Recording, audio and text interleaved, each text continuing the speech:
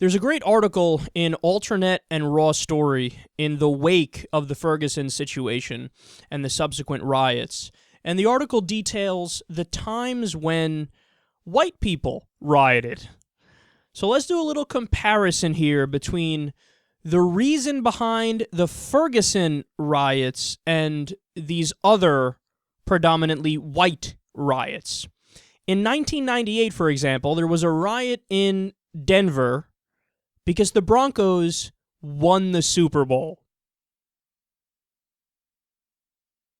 I don't even understand that. I've had this conversation about 30 times with different friends of mine. I never understood that. I mean, it's one thing to riot when losing, which is still stupid because it's sports. Why are you rioting over sports? Why are you affecting people's livelihoods over a game? But losing it still, there's a slightly better argument, even though it's still dumb, for rioting when you lose. When you win, we did so well that we should totally fuck up everything around us and hurt people. There's no logical connection, but somehow that happens. Okay, the next one. In 2012, there was a riot in San Francisco because the Giants won the World Series. Again, I don't get it. Apparently, white people love to riot when they're happy. Strange. In 2011, there was a riot in Vancouver when the Canucks lost the Stanley Cup. Okay, slightly better, even though still dumb, because it's a game, sports, rioting over that. In 2012, there was a riot in Kentucky when the Wildcats won the NCAA tournament. College sports, that's how much they care about this, that they'll fuck shit up over it. In 2004, 2007, and 2013, there were riots in Boston because of baseball.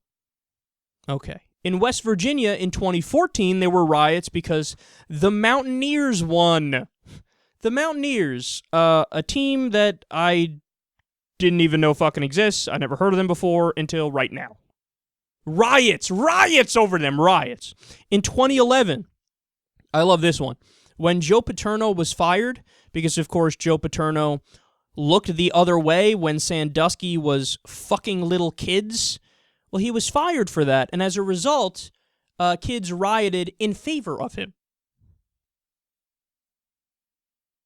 Don't get me wrong, I understand that that's a debatable issue. Like, do you punish the guy, not the guy who did the crime, but the guy who looked the other way? Do you take away his job for something that Sandusky did? There's a debate to be had there, sure. But to riot over it, rioting over it. The guy looked the other way when kids were getting butt-fucked. You're rioting in favor of that person. Okay, well, again, here you have it. This is the shit that predominantly white people riot over. Still not done. In Tennessee in 2010, there were riots when a coach stepped down. In 1986 and 2013, there were riots in Huntington Beach, California, over a surfing competition. A surfing competition. I thought surfers had this aura of calm. And people look at surfers like, oh, dude, they're so relaxed. They're like high all the time, bro, and just taking it easy. No, apparently they're rioting over surfing competitions. In Chicago in 1979, there were riots over too much disco music.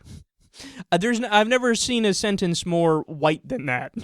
1979 riot over too much disco being played. The black people were having fun, and the white people were like, we can't stand this. We're anti-fun. Can we riot over the music? And then the best for last by far, in New Hampshire this year, there was rioting over a pumpkin festival.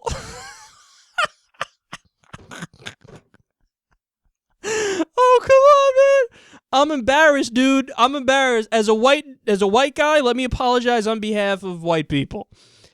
This is what we're riding on? Surfing competition, bro. Break the glass on that business. I'm angry because Kyle didn't ride the wave right. Yeah. Surfer guy name is Kyle, and I hate that too, believe me. But it's true. It is kind of like a surfery name. They rioted over pumpkins.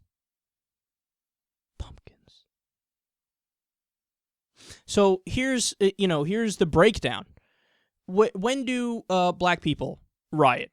And look, I'm sure there are cases, similar cases, where there was rioting and it wasn't for something political and something serious and something, let's face it, important, okay? So, but there were the Rodney King riots. They were mad because there was no justice when a guy was beaten down on camera for a very long time and the cops totally got away with it, no problem.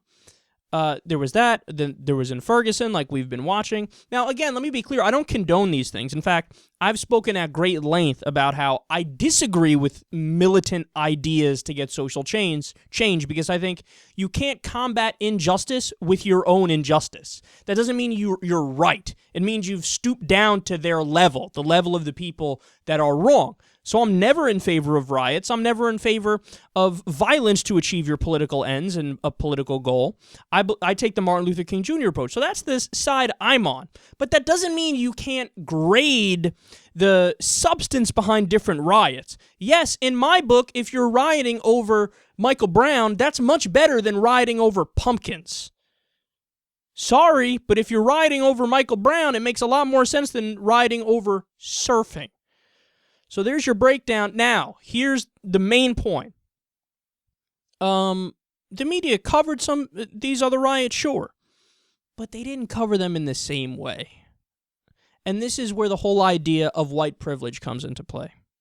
It's the idea that if you're white and you engage in the same actions that a black person engages in, it's viewed through a lens that's more positive in its undertones. Not that, hey, it's totally excusable, but it's viewed as like, oh, here are a couple of hooligans. Don't let a few bad apples spoil the bunch. Yeah, they're wrong, but don't judge everybody based off the actions of these few crazy people. That's what you hear when we're dealing with sports riots or other riots. But when it comes to, like in Ferguson, you get this tone from the media like, they're all wrong, they're all bad, they're all engaging in it, there are no peaceful protesters, and you know how those goddamn criminals are. There's a difference in the way it's viewed by society. Another example is back during Katrina, when there was looting. When white people were looting, and this was referenced in the Raw Story article about this, when white people were looting, the media covered it as it's people looking for food. That's how they covered it. When the black people did the same thing, they just called it looting. Therein lies white privilege. It's the idea that if the person is one of your own, well, you know they mean well, so even if they did something fucked up, it's just one person, don't let it spoil the whole group. But if it's a black person doing something bad, well, I mean, that obviously is demonstrable, and it shows it's a microcosm of the entire community, and they all believe that, and that's just how they are in their nature. So this is very important, and this is a good story to keep in mind when you start hearing the ridiculous generalizations.